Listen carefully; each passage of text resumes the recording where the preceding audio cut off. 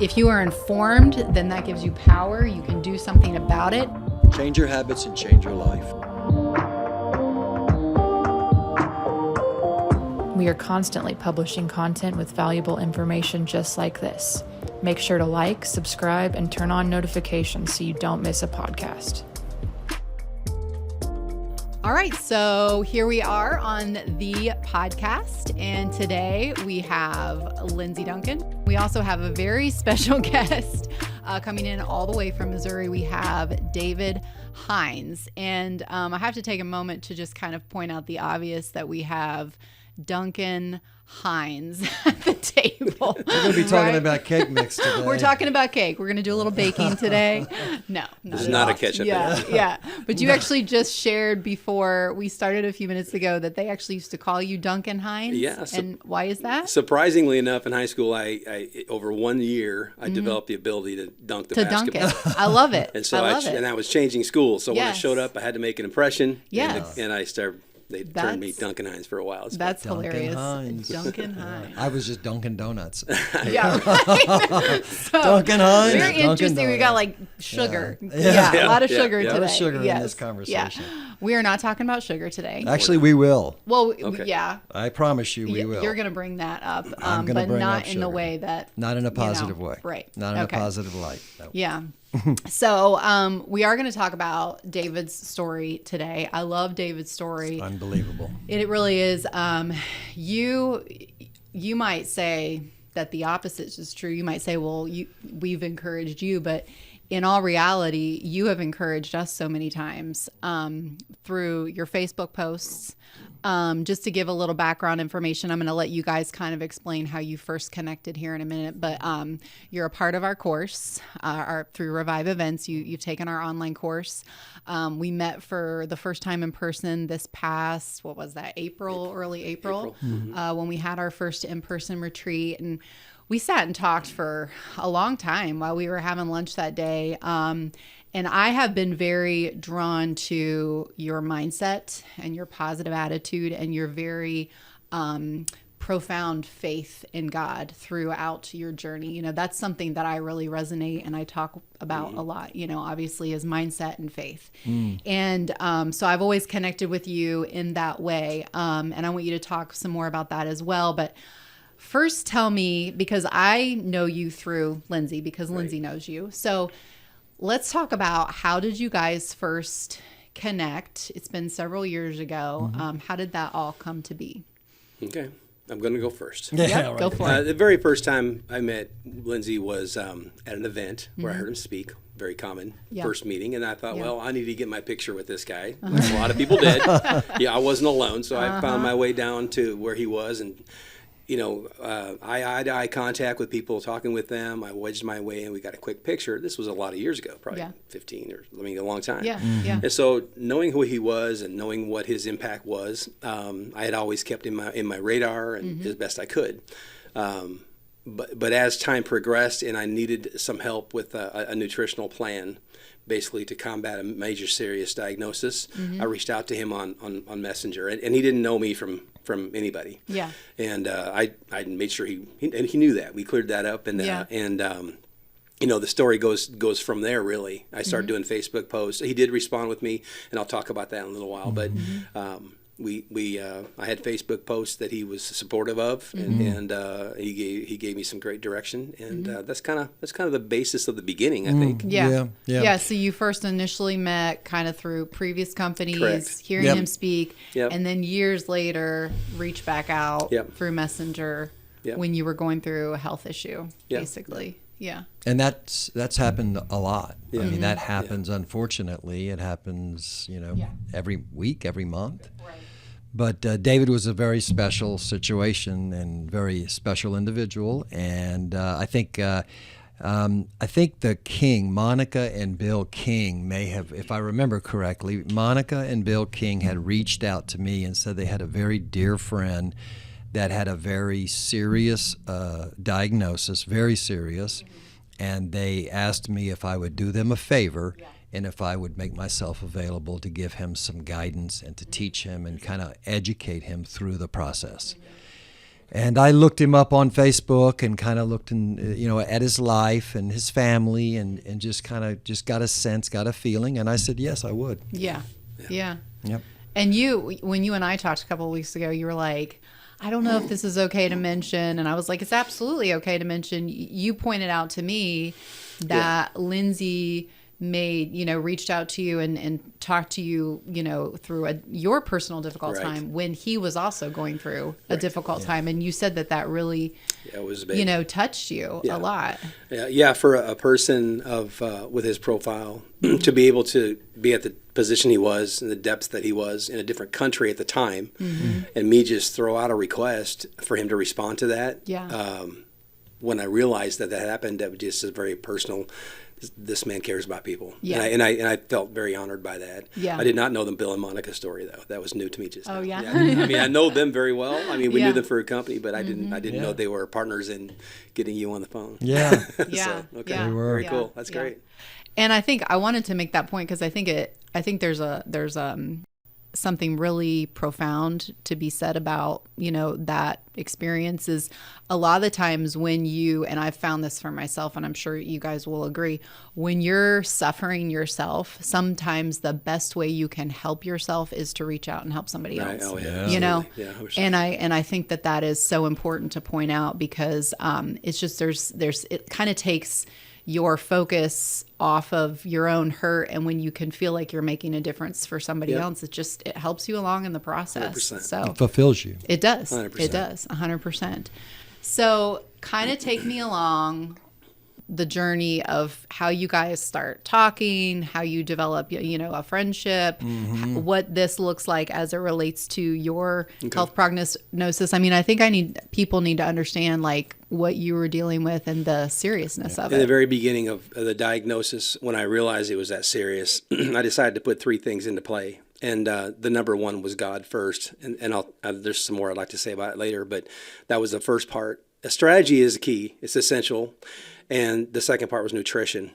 I wasn't always the best in nutrition or focused on nutrition, but I knew somebody who was.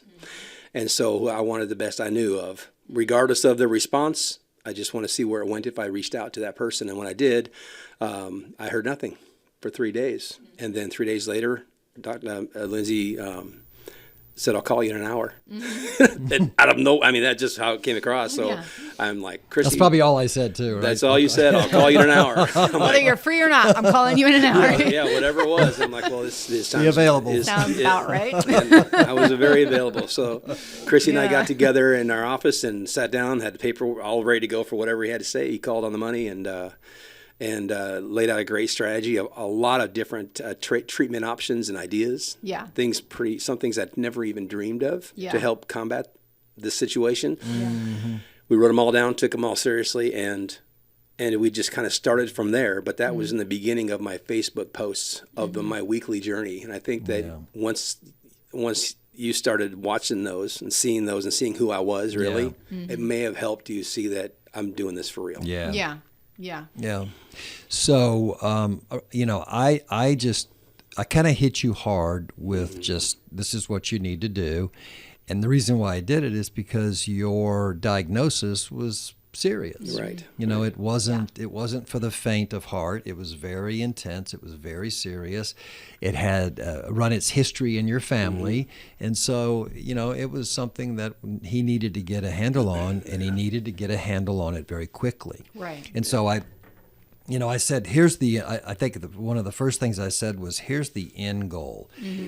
The end goal is if you do everything nutritionally and you do everything natural and you do everything that you can do in the natural world to get your body well, and you also do everything in the medical world that you can do to get your body well, at the end of the day, here's what I want to happen.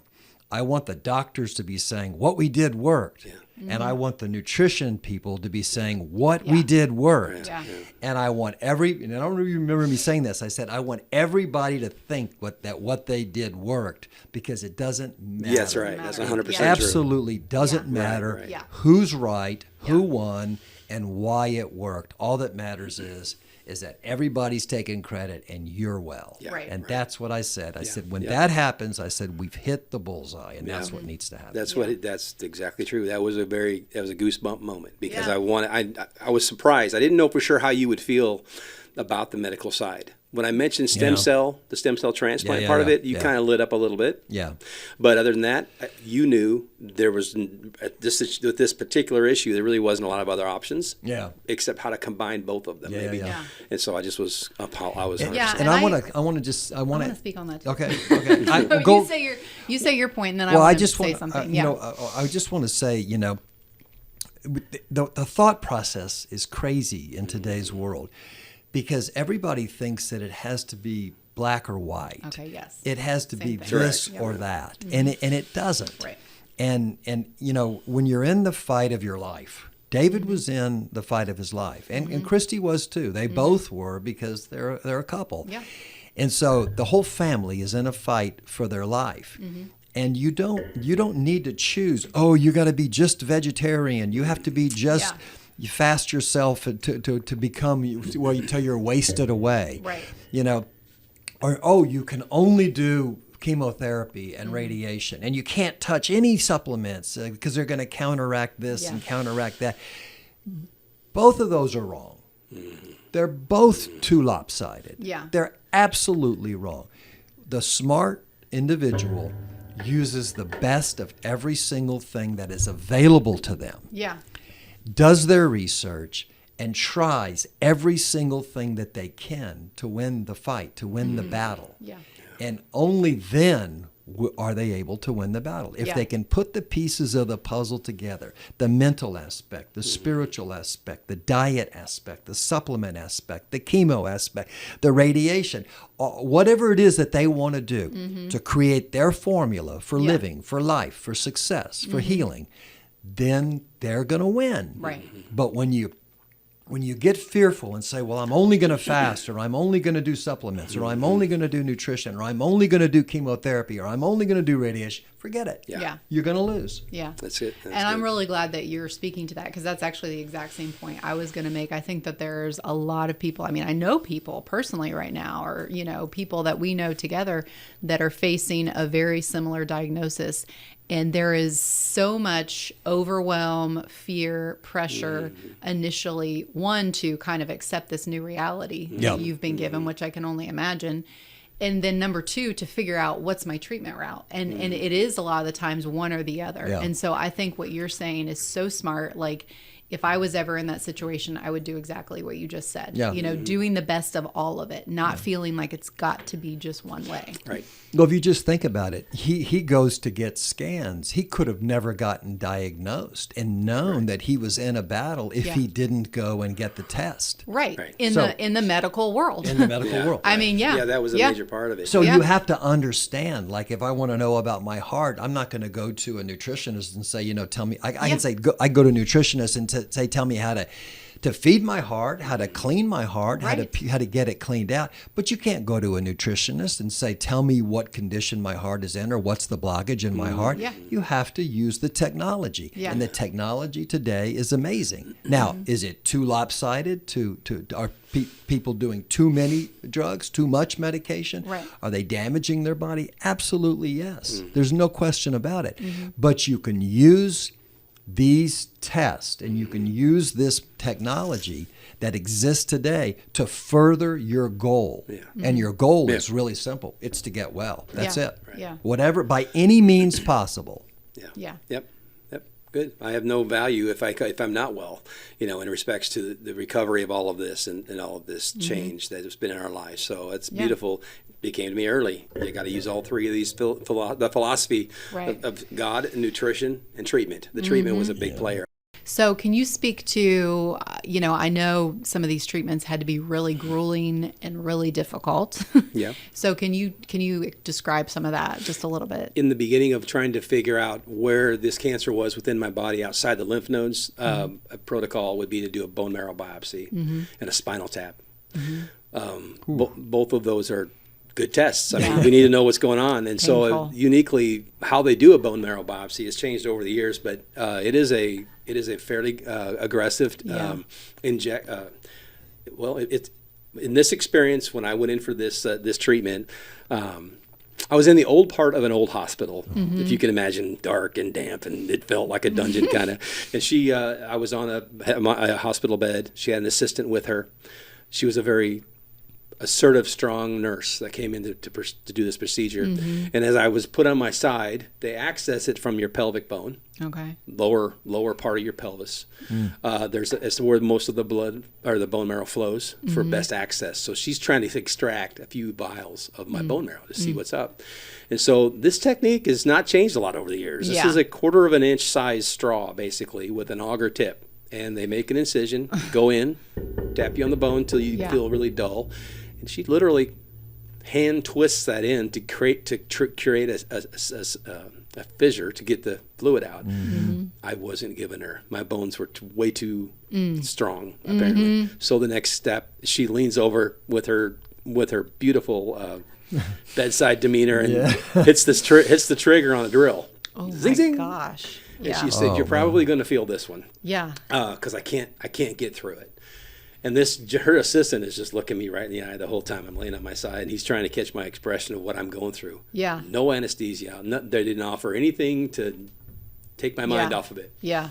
Which was interesting because quickly the following story they did. But so she hit that drill and it popped through there, and she said, "We struck gold," and my leg shot off the end of that table. That nerve was hit, and she was kind of compressing that nerve to help relieve some of that pain, which I appreciated. Yeah, because it hurt. Well, and then she pulled. Of course, I couldn't see anything. It was on my backside, and so she pulled out 4 vials of bone marrow, and I had mantle cell I had cancer in my bone marrow, which. That was a part of a good part of my knowledge of how far along we were. Because when it's flowing in my bones, we're in trouble. My prostate was changing. I couldn't urinate very well. All that was because of the swelling of the lymph nodes surrounding those organs, which is how this problem transfers. And so it spreads everywhere. It spreads fast. And so we were getting there. So then I think within 2 days, I had a port put in. That was painful. Fentanyl was the drug of choice that they used to kind of keep you awake but keep you fuzzy. Did that. But all of that was so necessary to make it convenient. I didn't want to get stuck every time I had something going on. And then when we went back for the remission time, when I was told you were in full remission, things are looking good, but we got to take another bone marrow test. Did you have the same nurse? I went right back to this Amazon lady. I call her that. She really wasn't. Christy, we joke about it. She was really, really good at what she did, but it was just her tools in that time. But I was in Barnes Jewish for the second one. There were a couple of young gals, very, very proficient at what they did. She cracked right through. It didn't, and they offered some medication to help me kind of deal with the pain that time. It's a graphic experience, but I mean, it had to be done. Spinal tap proved nothing. I had no bone. I had no cancer in my spinal fluid, which was a positive thing. I learned so much. I really did. But that was pretty interesting procedure. For sure. No pain, no gain, right? I guess not. Yeah, it puts it in a whole new perspective. Yeah. They're not something you want to do every day. I did have a friend who went through leukemia, and he had, I think, 12 bone marrow biopsies over the period of time. Yeah. Ugh, graphic. And, I mean, if you look into how they used to do them, I'm better off. Sure. It was pretty graphic. Yeah, but there it just speaks to, some of these things in the medical world are necessary. Yeah. But it gives you the knowledge, the information that you need to go forward. You need the knowledge of the test, and you can't get there's just some ways you got to get there. Exactly. And one of the procedures of taking the lymph nodes out, that the cancer is so prevalent now. I guess that's a way to say it. For so many people, when I went to the specialist right off the bat, the young gal that was physically feeling my neck, Christy was sitting to my left, and she says, and we're all nervous. This is early. This is my first trip to a specialist. Yeah. And she felt around my neck. She goes, "Oh, we've got some kind of lymphoma here," very flippantly, as if it was an everyday thing for her. And it was. Hey, you've got strep throat. Exactly. You got pink eye. It was so simple to her to say that. I looked at Christy for a second, and we're of the time where those words were really bad. Oh, yeah. But for her, she knew the treatments. A daily occurrence. Yep. Yeah, she knew that there was a lot of this going on. So It's funny, I never even thought of Dad at that time. I just thought, well, okay, maybe there's something there. If it's a Hodgkin's, which is medically a lot more treatable and naturally a lot more treatable. A lot of those are. Right. I don't know all of them, but that was the word. But it was not that. Yep. I got to take the full ride. Yeah, the full ride. So that's we should do a podcast on why cancer is becoming so prevalent, because I think that what his statement is I think it's very, very relevant for today. Yeah. Because there's some very clear indicators as to why that is, and I think it's worthy of a full podcast. I agree. Yeah, I mean, I've heard you say it before, and I mean, I agree. It's like when you were younger, when I was younger, you didn't really know anybody. I mean, Exactly. I remember nobody. when my uncle got cancer when I was a young kid, 11, 12, and he was really the first person that I had ever heard of having cancer. And it was like very rare. It was like, oh my gosh, this just doesn't happen. Yeah. And now it's rare if you don't know someone that doesn't have cancer, So it's absolutely a topic that needs to be talked about. There's so many. I forget the exact number of lymphoma types, somewhere in the 300 mark of all the variables. Yeah. I was in the top 7% of the rare ones for mantle cell. It's not common, but it's becoming more common. And the people, they never ask. I asked them, is this hereditary or is this something that, how do I get it? What did I do to get this? Right. Did I drink too many drinks? Did I, there's a period of time I had cigars. I enjoyed them for playing golf and all that. Yeah. Was that part of it? She said, absolutely not. We don't have, those aren't healthy things, but nothing leads to that. It's a radical gene that something could trigger it. And when it does, it takes off. Yeah. It's in the lymphatic system. Yeah. And so if you keep it clean, I've learned a lot about, and no one would ever imagine, and maybe they can imagine on this podcast, me bouncing on a trampoline. How do you move this stuff? Your thighs, this action, these things that are so simple. Yeah. Never even thought about it before.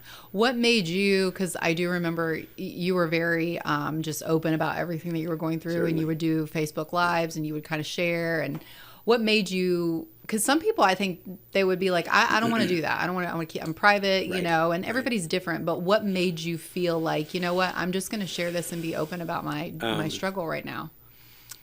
It came after, in the beginning of the diagnosis. And I don't know when we can go through that part of it, but I would like to kind of set that up a little bit. Yeah, because what I was feeling happened in November of 2020. And these were like weird little symptoms of lymph nodes that were popping up in my body that would during a sickness in my life previous, and I didn't really give them a lot of credit. And as I had a really hard BB right here. It felt like a BB, but it was a lymph node swollen. The weirdest place to have one. I never had one. I'd been sick and had some swelling back here. Right. See, this is important, David, because this is what people need. This story people need to hear and understand, because this is educational. This informs people about their body. And you unfortunately, you learned the hard way about your body. And it's also partly answering her question in respects to why I wanted to make a live of it. Yeah. And make it a process, not just at the end, I'm good. Yeah. And I didn't talk about everything, but this part of the diagnosis of myself, something's wrong. Now, we got to also talk about my dad who had the same exact cancer and passed. There was the technology was not there. Yeah. He died in 22 months. And the nutrition wasn't there. A lot of reasons for him were not there. Yes. But it was so long ago that I never dreamed it would come to me, because I had been told it was not hereditary. Yeah. It's more maybe a geographical thing. We were exposed to something. Dad and I are the only two ever to have mantle cell lymphoma as a father-son team.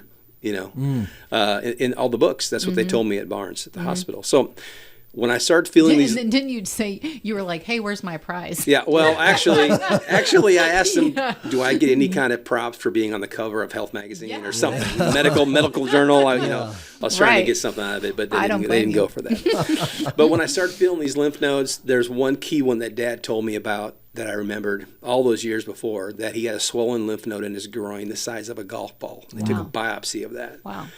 So when I had mine going on, I thought I was sick, something I didn't know if I was trying to, and then I remembered that, and at Christmas time they would not go away. So from Thanksgiving to Christmas, it continued to kind of grow in certain areas. I didn't feel sick. Yeah. Maybe a little loss of energy, but It's Christmas. Yeah.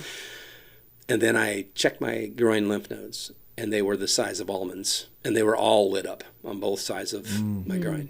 Once and then it was like, okay, this is Christmas time. I'm going to have to get through the Christmas season, Yeah. and then I'm going to make an appointment with my doc. That was the moving point. Yeah. And when I went into the general practitioner, he took a test, and the only way I could have known, he came into me and asked me, "We've got to figure out what's going on with your liver." I had no idea. I just knew. And then I told him, I have these swollen lymph nodes. That might be part of it.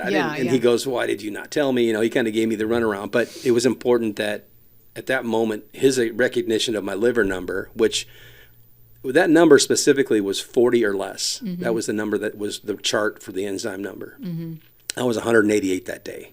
He didn't like that. Yeah. So he sent me to a specialist. That's where the whole story began. Once I went to the specialist, and he went through all the testing, and I'm streamlining quite a bit here, but going through all the CTs, I had a big cut. They took 3 biopsy lymph nodes out, waiting for that diagnosis.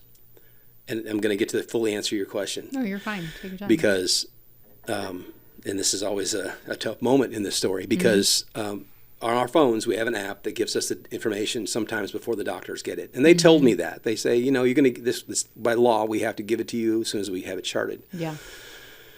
Normally that's okay for a scheduled appointment or whatever. I'm laying in bed at 7:30 after these biopsies have been done and all this testing. I had a reaction to a couple tests, crazy time. The diagnosis came back on my phone, mantle cell lymphoma. I never dreamt it was that. I knew it was a lymph node problem of some point. And you knew what it was from your father. Exactly. I knew what mantle cell was because of my father. Yeah. And I had a tailspin that I've never experienced in my life. Yeah. It was the hardest moment for 10 minutes. It was really difficult because all I thought of was Christy. Yeah. I don't want to leave her yet. Right. Dad died in 22 months. There's no cure for this thing. I mean, it all was negative. It was the devil jumping on a bandwagon. I mean, and it was hard. Yeah. So I got up. I went in the kitchen. She came in. She has access to the same account. And I asked her to take a look at the diagnosis. We were both waiting for it. Yeah. And it was a tough time. Sure. Because I didn't want to leave her. Yeah. I wasn't afraid of dying. I'd seen people pass a lot. That wasn't it. It was just we were 52 years old and this isn't ready. Yeah. Not done yet. And all I knew was the negative of what mantle cell meant. Could have been another Hodgkin's lymphoma that was far more treatable, even without chemo. Yeah. It wasn't. It was the dirtiest, nastiest one I could have been offered. And I was down. I didn't know what to think. So about an hour after that, I got a phone call. You have an appointment the next day at 2:00 with your oncology doctor. And that didn't even sound right that I would have an oncology doctor. Yeah. So the turning point was when I went into him and I walked in the door, tall, thin man. We all had masks on at that time, the mandate of that time. This is, early in 2021. And he looked at me and he said, "Mr. Hines, tell me about your condition. What do you know?" And I said, "Well, I killed my dad." I was negative. I felt terrible. Christy and I were in the same room. I said, "Killed my father. No cure. Here's what my research was, a Google search told me." WebMD. Yeah. Dr. Google's not a good thing. Yeah. And it was the same diagnosis of time frame. So I thought I was checking out. Yeah. And he stopped me and he said, "The landscape has changed. We can treat this today." And Christy was in full-blown emotion. I was fighting full-blown emotion to try to hear what next he had to say. Yeah. Because something in me changed. Yeah. At that second in my life. Yeah. I was a rhinoceros in a glass house. I didn't care what he told me. I'm doing it. Not so that I could just win the fight for my own life, but so that if I go through this, I know my personality enough to say, I'm going to expose people to this. I'm going to talk about this. So that's what the Facebook Live idea came from. Yeah. Was like, how do I get there? I wasn't a Facebook guy, but I like to talk and tell stories and be a part of it. Sure. And so I immediately jumped right in, and that was how it all happened on a Wednesday, Thursday. The emotions were from the top to the bottom, and then back above anything I've ever experienced of hope and direction from a medical doctor. But I knew about Dr. Lindsey in the back of my mind. Just whatever you tell me is fine, but I'm going to throw something else at this thing, And so he told me, they gave me a regimen of what people had had success with. And I asked for the arrogance, I guess you could say, of the moment was like, I'd like a second opinion. Yeah. I'm not satisfied with your one answer, you know? Yeah. And I think that's fair. You know, this is pretty graphic. And he said, okay, no problem. So he pulled his phone out, looked up a world-renowned a doctor that has only studied mantle cells from its inception. The beginning of it was recognized as a cancer, 97 or 96, I think. She'd have been a pathfinder for a lot of treatments, and she was at Barnes Jewish in St. Louis, which was a world-renowned hospital for lots of tests and treatments and different things people go through, trials. Yeah. And I said, okay. He goes, I can set you. He said, let me see if she'll respond. She was on the button, which was a complete blessing because they aren't always on the button. Yeah. Sure. And she responded immediately to him. So I thought, wow, there's something happening because Yeah. I'm not supposed to get a second option this quick. Yeah. And so the following Wednesday, I believe it was, we drove up to see her. She laid out a different plan, far less caustic in the chemical side of it. And at that was the time that I reached out to Dr. Lindsey. When I got diagnosed that night, Friday night, the next night, I'm like, I'm just going to check. I'm just going to message him and see what he says. Yeah. And so, but to answer that, you know, the question was, I think, what made me want to do that was just something there's a chance here. People out there who have had this need to know things have changed. Yeah. Well, and you know, you said this word, but you said something shifted inside of me 100%. when they said the landscape had changed. And then like a minute later, you said the word hope, and that, in my opinion, is the shift that happened with you. And I think, you know, that's something that anybody that's dealing with a health issue or a relationship issue or a career, anything difficult in life, as long as you can have that element of hope in there somewhere, you can find something to be hopeful about. I believe that can literally change your perspective entirely. And I'd like you to talk about that, you know, your mindset a little bit, because I think, in my opinion, you know, I always talk about mental. Right. I think your mental, and you would agree, I know you would, the mental played such a crucial role in like your success, because you have consistently, I'm sure you had your moments, but you have consistently stayed positive and hope focused. People who know me in life know that I'm generally a pretty positive person. Yeah. You know, that's just who I've always tried to be. There's obviously sarcasm and negative in everyone's, but if someone's down and there's an issue with them, I'm not going to bring more negative to that situation. And then so the mental side of how I looked at this was it morphed. I mean, it kind of changed. In the beginning, it was just it was a cheerleader mentality for myself, and to be a good example for Christy, because she was going to walk and watch her husband go through something. I apologized that day before we knew there was a chance. I apologized 1,000 times. Sorry to put you through this. This is going to be crucial for you. I mean, we've been together since 1985. We met in high school in drama class. You know, so we've been around a lot, seen a lot in life, had a fantastic family. And so I didn't, all those things were like, it's still there, it's great, but the future's uncertain here. Right. Yeah. The mental strength came from choosing to see things as they come at me, as how I look like I handle them. I mean, kind of like, who's going to perceive me as crumbling or falsely arrogant or truly invested in this thing to figure out how I can manage this through. So I needed some solid people around me, even if I didn't know who they were yet. And from what I could perceive of his history and knowledge, he was the best I could think of on the nutrition side to combat what they were going to be putting in my body. Yeah. And it worked flawlessly. Yeah. The first 3 months, I felt better than ever. And I had 3 months of chemo in Springfield and the last 3 months in Barnes. But that, I didn't want to get too far ahead, but that was kind of the mental side of the strength of it came from, I didn't really have any other option. There's no way I was going to grovel and be negative. Yeah. It would just, I can't be that influence on the people that are watching me right now. This is a test. Absolutely. You think about too, you assembled your team, and what's really interesting is that he could. There's plenty of nutritionists. There's thousands, tens of thousands of them, But how many of them specialize in detoxification, Right. especially of the liver? So you for whatever reason, found a nutritionist that specializes in purification, for 38 years now, specializes in detoxification of the lymphatic system, detoxification of the liver, of the bowels, of the 7 channels of elimination. And then, so what more perfect formula could you have created or stumbled upon for that specific situation? It's actually interesting to think about. Yeah. It very much is, because Right. you watching you. I remember at one point the phrase came to me, "This man makes me want to clean my spleen." Yeah. And I thought, and so that You're not was the first person to say that. The Yeah. nutritionals, So the cleansing was a huge portion of how do I get this out of here? Yeah. You know. A lot of people might wonder, like, where you exactly start, like, because you guys went back and forth on, he would send you a question, or you got, a message, and then you would give him some suggestions. And I think you pulled up the very first Yeah, he gave me a list. message that you had sent him on kind of like where to start. So did you want to share a little bit of that? Well, we spoke for a bit, and I just kind of wanted to get a sense of where he was. I wanted to understand, how much of the drugs are you going to put in your body?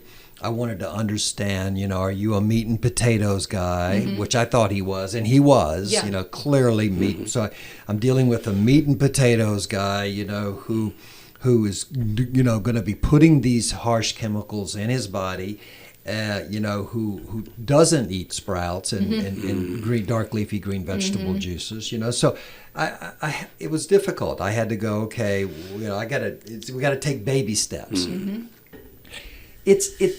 I'll read it to you. Yeah. But it's filled with gold. This is filled with golden nuggets, and I think you may have I dictated it, and you probably typed. Oh, did I? Maybe. I think you typed it out. Yeah, I don't. Yeah. I don't remember. So I just went right into it. I just said, David, I'm going to be sending you several tranches of information, and I'll break them up into supplementation, diet, and do's and don'ts. Below is a list of supplements that I suggest that you take a strong look at, and if you agree to take them, then take them on a daily basis. Listing the supplements here, there's 17 of them. Some of them are oil, like olive oil or flaxseed oil, but there's 17 of them. None of them were all-in nutritionals, not one. We didn't even have all-in nutritional supplements. This is just stuff that I had to piece together for him. And then at the end I said, so that's a lot of supplements to get used to. So take your time and spend the next week or two getting used to separating everything out and knowing what to take at night and knowing what to take in the morning and knowing what to take throughout the day. Practice will make perfect here, and it will become easy and seamless after you practice this. So now I've got all these nutrients flooding his body. So check that box. So then I said to him, I want to go over some diet. Okay, talking to a meat and potatoes guy here, not a lot, because I don't want to overwhelm you.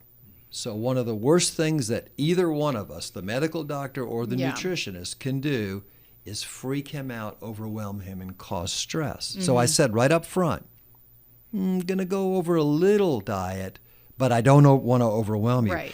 I expect that you'll be a little overwhelmed with the supplements. So in regards to diet, what I suggest right now is to learn, is to read up on macrobiotic diets, okay? Fight cancer. And then also read up on vegetarian diets. Boom, they fight cancer. Yeah.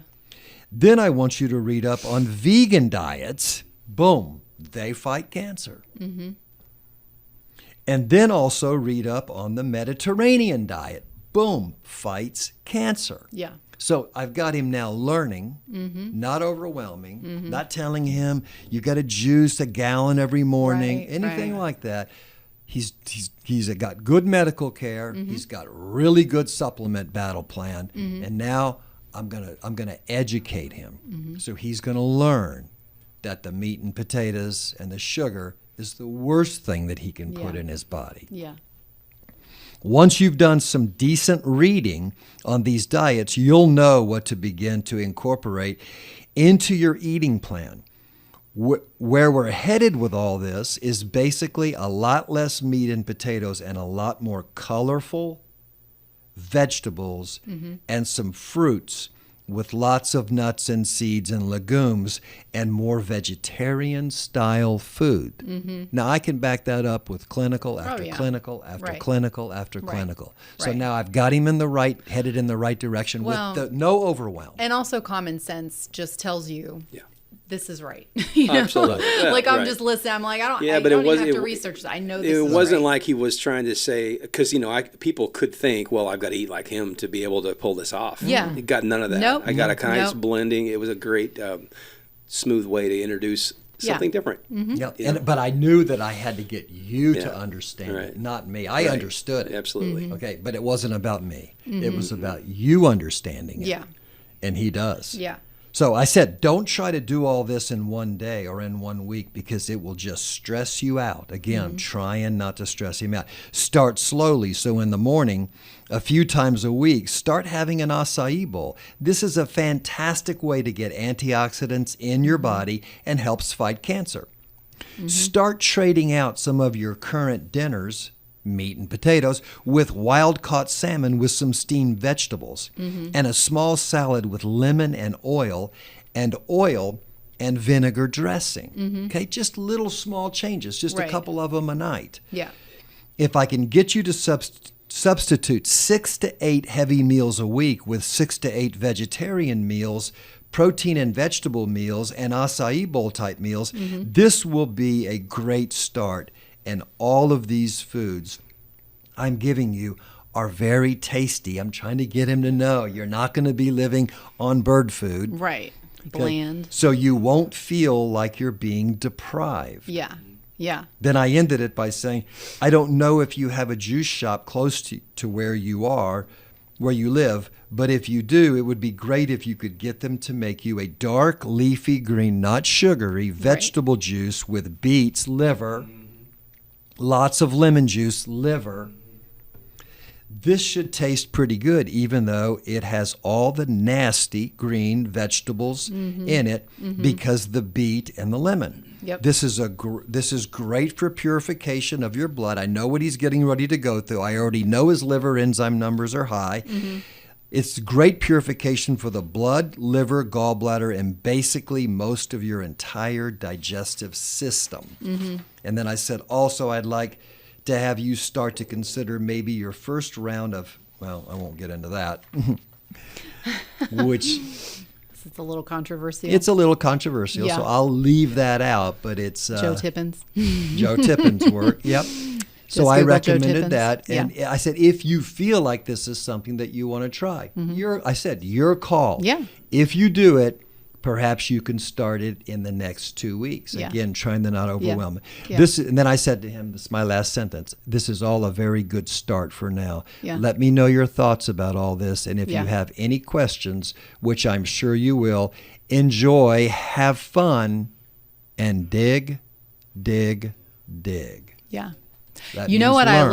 I love the most about as I listen to that, it's not restrictive. This is not restrictive language. Right. The way he coached you was trade out, substitute. You get to, Start slow. Because Right. anytime our mind hears stop, none of this, don't do this, we immediately internally want to resist it. And when I hear something like that, it's kind of like you get to give your body this. Your body's in a fight. Completely. Now you get to give it what it needs so it can fight hard. Yeah. And I think that that's a really good perspective. This is not restrictive. This is something we get to do. Right. I was forced to take the other stuff. Yeah. But this was something I could play with. The juice shop, we had one, but we did a lot of home. Yeah. I just I'm in the taste and all that part of it. Somewhere the phrase "bitter is better" came across my mind, and I just adopted that idea personally. Yeah. And notice I didn't say anything about sugar. Yeah. Now you've known me for both of you have known me for 10 to 15 years. Right. When I talk about cancer, what's the one thing I always talk about? Sugar. Is sugar. Sugar feeds So I cancer. didn't want to, because sugar feeds it. So I didn't want to overwhelm him. Yeah. But the next time we spoke, what did I do? I sent him the information on the scanning. And what do they use to find and detect cancer? Sugar solution. Is glucose. So I said, I want you to Google. I Googled it. I got 134 million hits. And all I Googled was, can I detect cancer by using glucose? Yeah. And look what happens. A small amount of radioactive glucose, sugar, is injected into your vein. The PET scanner rotates around the body and makes a picture of where glucose is being used in the brain. Right. What does that tell you? That's where the cancer is. Cancer goes toward sugar. Then I said to David, you want to be aware because your body uses blood sugar glucose for energy, but cancer cells use 200 times more. Soaks it. 200 times more. Yeah. So just by evaluating, hey, how do they detect cancer? Would they use glucose? Because the cancer rushes. You can see it. It lights up. In the scan, it literally lights up and rushes to the cancer. That's how they can determine, there's a problem there. There's cancer cells there. Right. So I just used that technology to say, why would you want to feed the cancer? Then I say, set the sugar aside. Get it out of your diet. Now what do we have him on? Supplements, a great diet, reading 4 books, and now he's stopping sugar. That's it. It was good. Next thing I do is start fasting him. Katie, bar the door. That's it. I had You're going to win. He's going to win. If he does what I tell him, he's going to win. And that's what we did. I did have a relapse. I had a moment, and that was due to the Duncan Hines cake mix of blueberries, blueberry muffin mix. I went in for some olive oil at a grocery store, and there that package was screaming at me. But it was healthy, right? Because it was at a health food store. And that was the only sugar I ingested in that first, 4 or 5 months, and it wasn't what I needed. It did not satisfy. It was like I was almost going against the grain. Yeah, So you were feeding the cancer cells. We were changing the mind and the body at the same time. It took some time, but I did it. I did. I took you very seriously. I took them very seriously. Some of the pharmacy in the hospitals, they would request any supplement list you may have for the counteraction thing, and they want to make sure they win, I guess. And so that kind of made me think twice about a few things, just to say, what are we getting into here? I really don't want to have a. So we had to tread that water, and I stayed true to what was natural as much as possible. When I learned how quickly the chemotherapy, I had 31 rounds of chemo and a stem cell transplant. That's a lot on a body. So when I learned how quickly the effectiveness of the chemo was, how long it was in my system, because I was thinking, this stuff's floating around in there. Doesn't it work for, it's only 10 minutes of effective yield or whatever, however they say that. Then get it out. I started drinking water. And I drank 1.5 gallons of water a day for almost the whole year. Wow. And when I first went in the hospital, out of all those nurses, and they have to measure your intake and output. So I had a urinal, and I started off with 1, and this was in the very beginning. And probably the second treatment, I realized, I asked them, Christy and I asked them, what is this doing? How long does it stay in? When they told me it was 10 minutes, my urinals went from 1 to 4. I was loading those suckers. I was going for it. It was all day, every day. Flush it constantly. And now, and one nurse was like, you're like a puppy, what's the deal here, And I said, well, I'm not going to do what everyone does. I'm going to get this out. And so it's so funny. It's a water treatment, but it was so effective. And then I started adding organic lemon, and we tried to keep it going because it was just so rotten. Now you're affecting the liver. As soon as you add the lemon, the water's flushing the liver, clearly. But as soon as you add the lemon, you increase the effect on the liver by 500, 600%. We've gone further than that. Now I know. Now it's a daily regimen of organic cayenne, lemon, it's just a whole different lifestyle Yeah. in regards to that. But Yeah. they didn't know it. I wanted to get through it the best I could and come out the other side because, for the general person, they're going to hear that chemotherapy destroys your liver and your kidneys or really puts them havoc to them. And it's true because I see the people sitting with this chemo and a little sip of soda in their room. Yeah. That's all they're doing. But they're eating the pudding and they're having the Yeah. fast food Yeah, when they all get that. out of there. Yeah. And they're going for the saturated fat. They're clogging up their bodies. They're basically taking their body, they're turning it into a pool of stagnation. And you weren't doing that. You were a river that was flushing. You were flowing like it just rained, and you were cleaning. Everything was cleaning through your lymphatic system Yeah. and through your bloodstream Yeah. and through your kidneys and through your liver. It was getting flushed on an hourly basis. Yeah. That's a big 100%. difference. A big difference. I was sitting here thinking, and a lot of the times when people have these kinds of diagnoses, they want comfort food, or family and friends want to show support, so they bring It's the over wrong step. comfort yeah, food right. and casseroles and cookies and things like that. You don't need comfort food in a time like this. You need strategic food, and you need food that aligns with everything that he just said.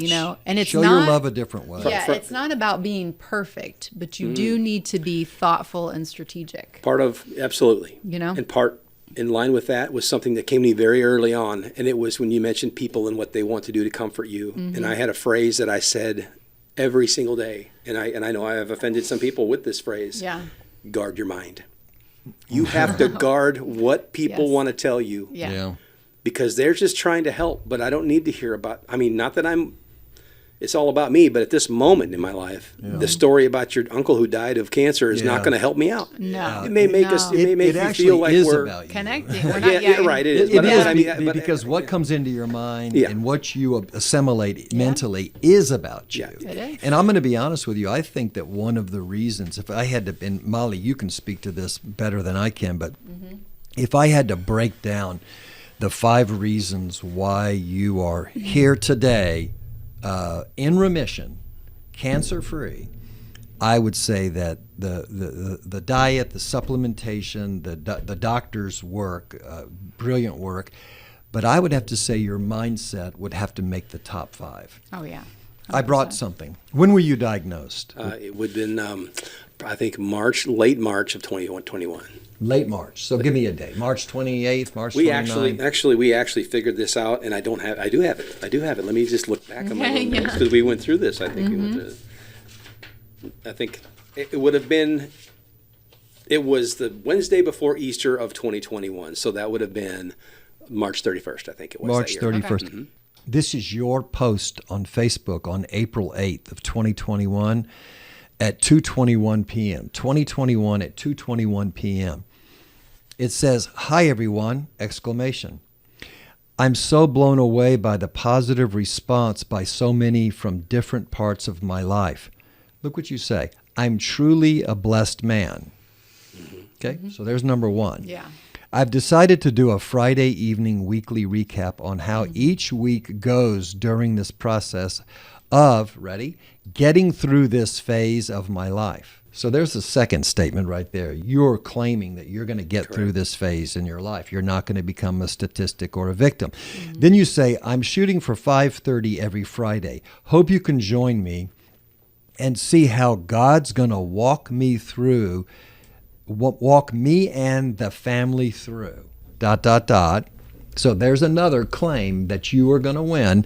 And then you end it by saying, thank you all for being there for us. Truly a blessed man again. He starts with, I'm truly a blessed man. He ends with, I'm truly a blessed man. And this was 8 days. This was 8 days after you were diagnosed with a fatal Yep. disease, a very harsh cancer. So I sent that to you because you hadn't had a reference to me yet as far as what I even look like. Yeah. So I wanted you to see us. Yeah. Yeah. But that's pretty powerful. I remember that day. I don't remember it the way you picked it apart. 8 days. Yeah. 8 days. How was it? I'm a blessed man. I'm a blessed man. God's going to walk me through this, and Yeah. I'm a blessed man. Yeah. Well, Now, I wrote down. if that doesn't say what your Yeah. mindset was, then I don't know what will. I wrote down 3 words as you were reading that: gratitude, expectation and confidence. How often do I talk about those three words? Daily. Yeah, right. You know, This morning with and your we know boys. that gratitude changes our brain chemistry 100%. MRIs show this, you know, neurological research shows this. Expectation, I mean, scripturally speaking, we know that God wants us to speak with expectation and declare.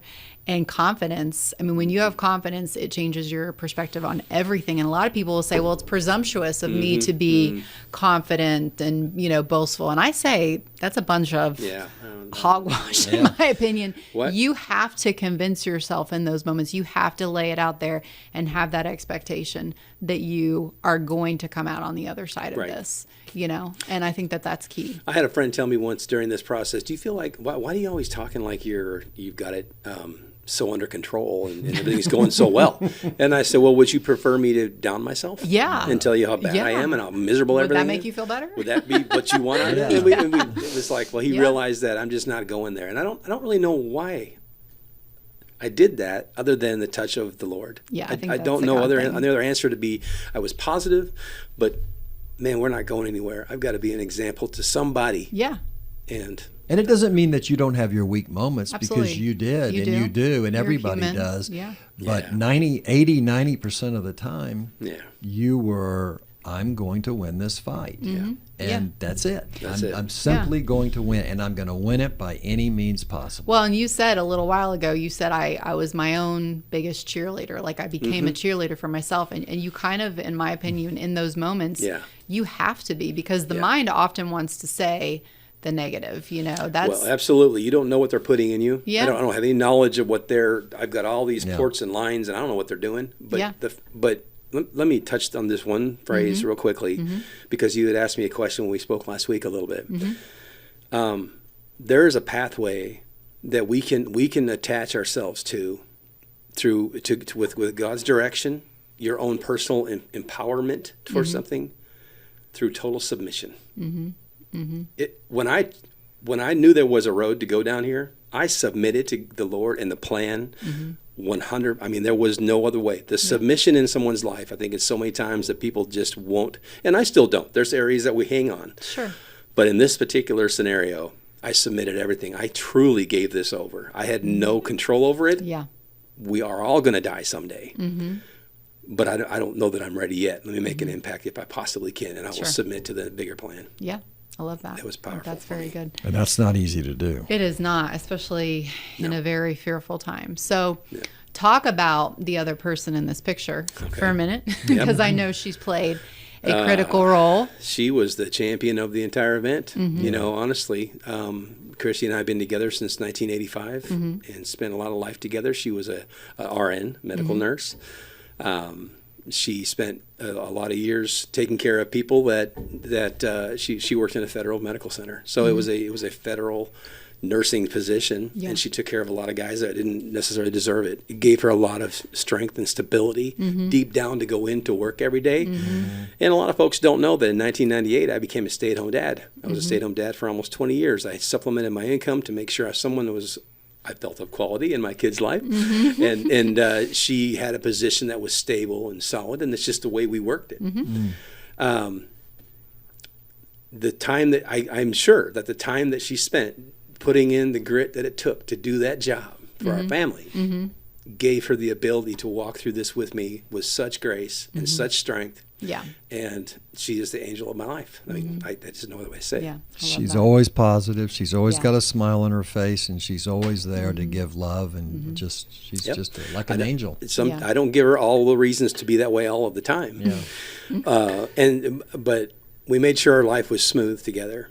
I made an effort early on when we stayed at home with the children that she would come home to no stress, and there wasn't going to be a lot of conflict. Yeah. I mean, we were going to have a lot of food, good things, good steak and potato. We We were going to have something very coming from that environment. And lo and behold, that time of her being there was what afforded the insurance. So she went to prison to save my life. That's wow.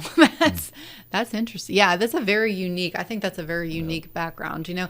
And it just says to me, like, I'm sitting here thinking, like, you never know what, like, the things in your life, what they're preparing for you for earlier on. Like, there's just a bunch of stepping stones, Absolutely. It's really interesting. So yeah, she had just lost her father a month before I was diagnosed. He went through quite a long sickness with some kidney issues and passed away.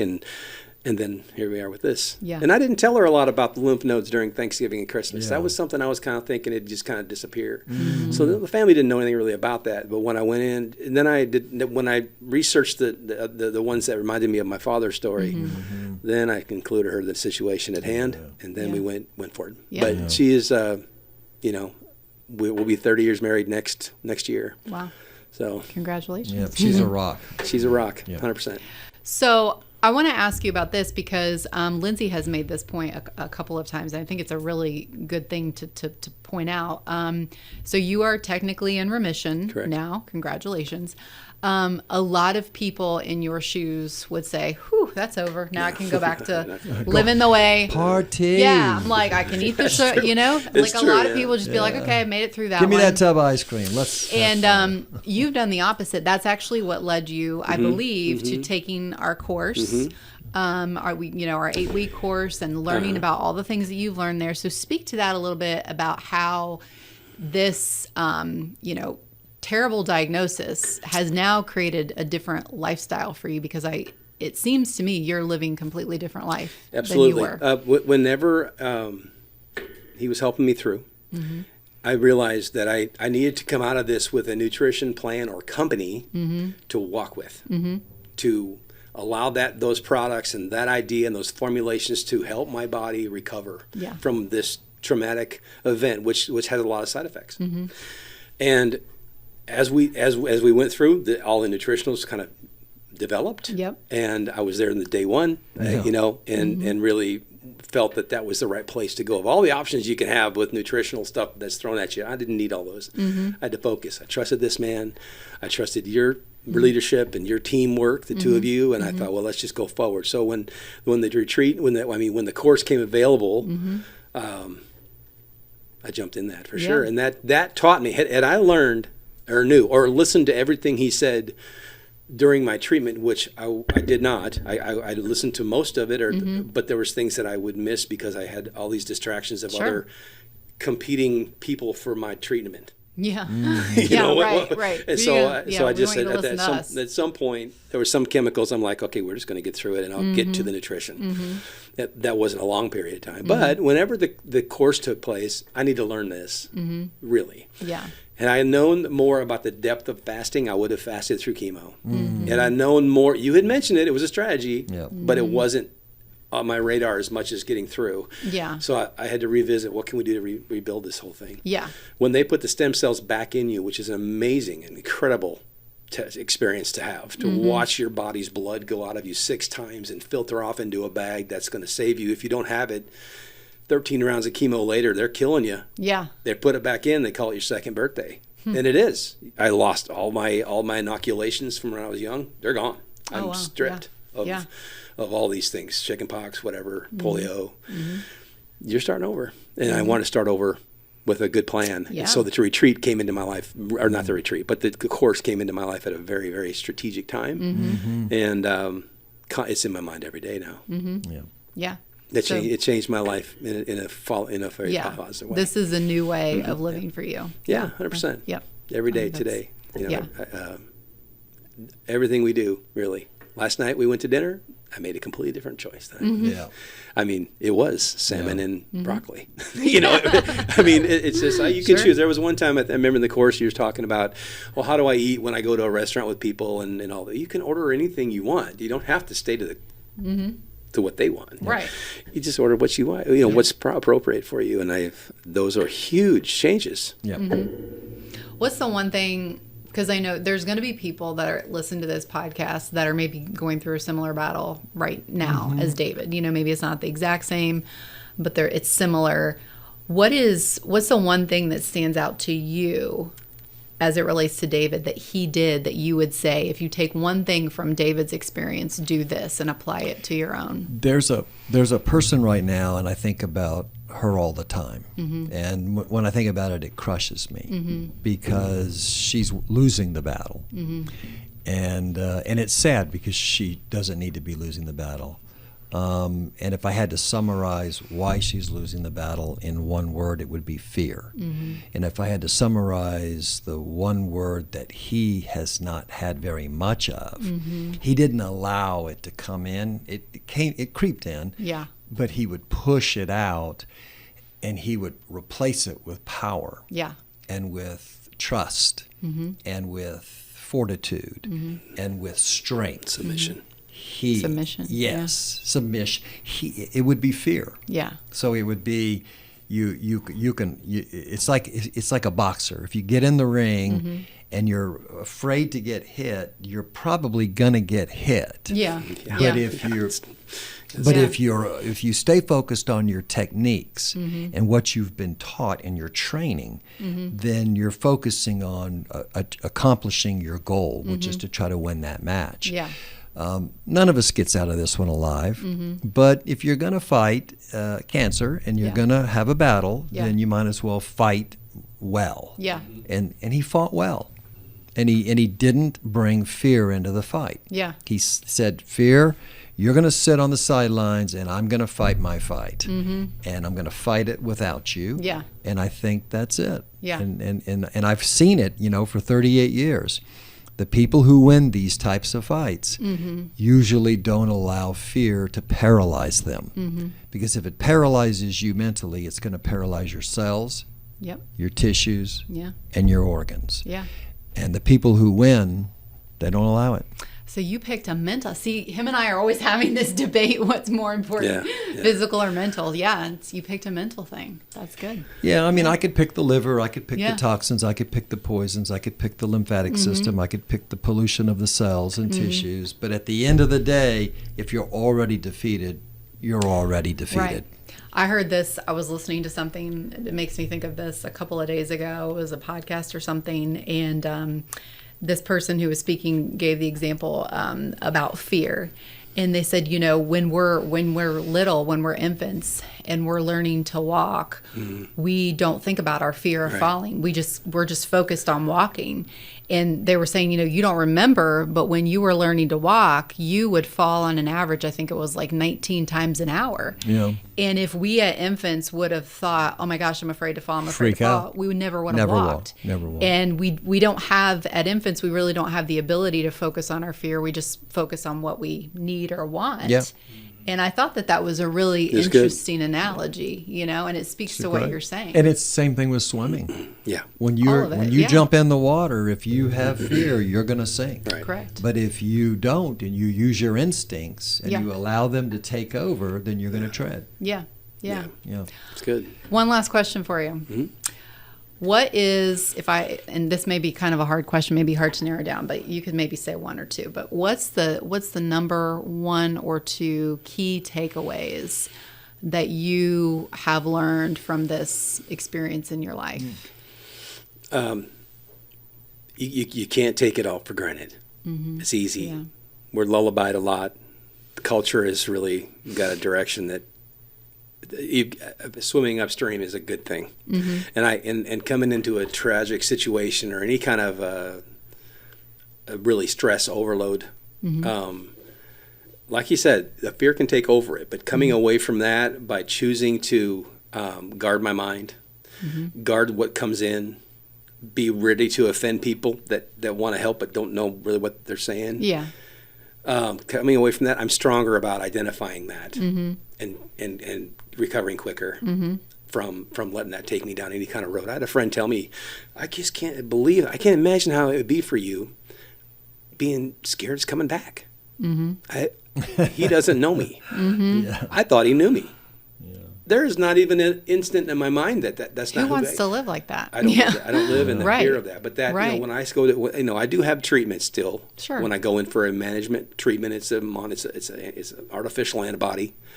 I'm going to continue the plan. Every 8 weeks I go in and I have a treatment for 3 hours. And then it takes about a week to recover from the joint pain and all the stuff that it does. But I have a wonderful strategic plan now. I fast for 25 hours the day before.